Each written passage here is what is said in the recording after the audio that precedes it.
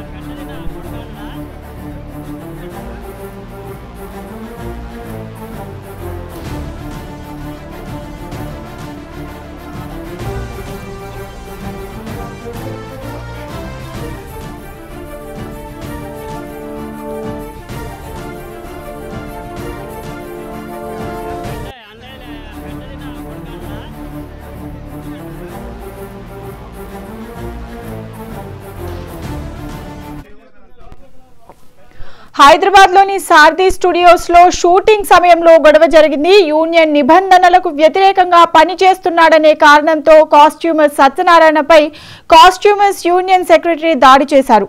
ఈ సంఘటనతో serial shooting కు కూడా అంతరాయం కలిగింది. ఇక ఇదే అంశానికి సంబంధించి మా ఫిల్మ్ కరెస్పాండెంట్ మధు మరింత సమాచారాన్ని ఫోన్ లైన్ లో అందిస్తారు. మధు, బబిత, మనకి సారథి స్టూడియోలో ఇప్పుడు సత్యనారాయణ పైన ఏదైతే దాడి జరిగిందో, ఈ నరసింహ అనే అతను కాస్ట్యూమర్ యూనియన్ నుంచి సెక్రటరీ అని చెప్పుకోవచ్చు. ఇతను మనకున్న ఫీడ్బ్యాక్ ప్రకారం ఇతను చాలా దురుసుగా కూడా ప్రవర్తిస్తారు. అలాగే గతంలో కూడా చాలా ఇష్యూస్ ఉన్నాయి.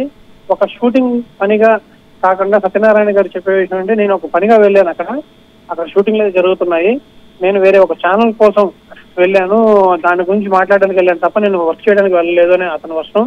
అయినా కూడా నువ్వు ఎలా వెళ్తావు అని అతనికి కొట్టడం జరిగింది. ఆ వీడియో క్లిప్పింగ్స్ కానీ ఆ ఫొటోస్ కానీ మన దగ్గర ఉన్నాయి. సో సత్యనారాయణ కూడా కాస్ట్యూమర్ యూనియన్ లో ఒక మెంబర్, ఆయన కూడా. బబిత, అయితే మధు, పోలీసులు జోక్యం చేసుకున్నారా? దీని గురించి ఏమంటున్నారు? అదే బబిత, గతంలో కూడా ఇలాంటి, ఇప్పుడు మనం ఇవాళ తర్వాత కూడా చూస్తే కొన్ని టీవీల్లో కూడా మనకు కూడా వచ్చిందంటే దౌర్జన్యం, నిర్మాతలు బెదిరించడం కావచ్చు, అలాగే ఇలాంటి కమాండింగ్, ఇలాంటి దౌర్జన్యాలు కొన్ని యూనియన్లు కూడా చేస్తున్నాయని కూడా అలా వనీల్ అలమని దృష్టిలో కూడా, అతని ప్రెసిడెంట్ దృష్టిలో కూడా పెట్టడం జరిగింది. దానికి ఒక ఇది నిదర్శనం అని కూడా చెప్పవచ్చు మనం. వాళ్ళ యూనియన్ మెంబర్ అయినా కూడా అంత పెద్ద వయసు అయితే కూడా ఆలోచించకుండా అతని పైన దాడి చేయడం కరెక్ట్ కాదని అందరూ అంటున్నారు. సో అది కేసు ఫైల్ అయిందని Babita. Right, thank you Madhu.